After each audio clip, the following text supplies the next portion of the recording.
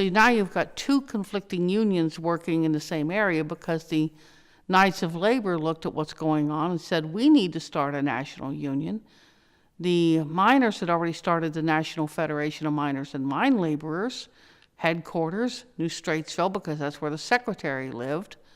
The same thing happened now with the Knights of Labor, who also established National District Assembly 135 of Miners and Mine Laborers, headquarters, New Straitsville. The communities where the British Isles miners were more actively involved in labor organizing, so they took the lead, with Chris Evans being one of their clear leaders. It was a little different in the Sunday Creek Valley, where there were more Central and Eastern Europeans and African Americans who weren't as clearly aligned with the union movement. The Columbus and Hocking Coal and Iron Company formed out of 6 other mining companies, some of which had local ownership or at least locally friendly ownership. The coal companies said, you have to take a pay cut. We're not asking you, we're telling you. And if you won't cooperate, we're just going to give you jobs to someone else. And they imported workers from down south, from overseas, Italy, Czechoslovakia, Hungary.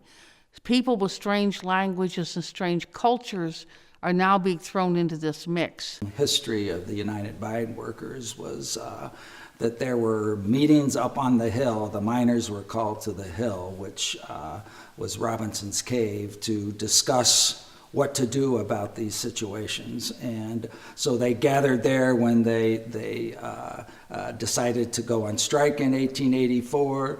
Miners who weren't part of an official union meeting went there also during the strike to make the decision to begin setting mines on fire as part of their protest.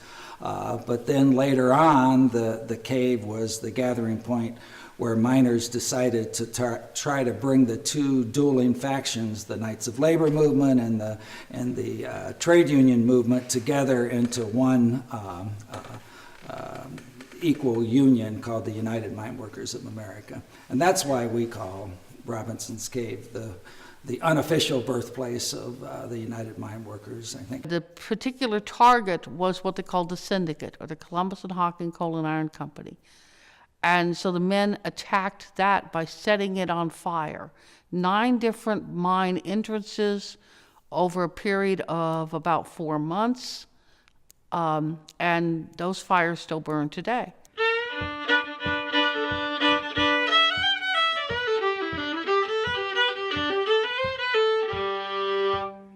Okay, for the first time, the public was getting involved, and the public opinion was that these miners had been treated badly. The government was starting to see that they needed to intervene or things like this would keep happening. So the National Federation of Miners actually got a process going with arbitration, but they also got the coal company operators to sit down with them and negotiate the price of coal for each year to cut down on the amount of strikes, to keep this from happening again, because nobody really won this one. But out of that, because the miners got their new union together and for the first time got some recognition, they got the labor laws changed, they got safety laws changed, they got mine inspectors that actually had some teeth that could enforce safety laws in the mines. They got the 2-week payday in 1877. They got laws changed eventually on the 40-hour work week by 1898. The things that the men came here fighting for, that's what they managed to accomplish with this strike. Chris Evans, his writings about this piece of history have helped us come to understand that we are one of the key places that launched the success of the labor union movement in this country, but we never had the power of the pen to tell the story from our perspective. But because of Chris's recording of the history of the United Mine Workers, we've come to understand that. So today, as we capture this story, we feel like we're using our local talents to record history and tell the story more accurately from a place-based perspective here in the Little Cities of Black Diamonds region. We're seizing the pen, just like Chris Evans did, to lay claim to an important asset here in our region.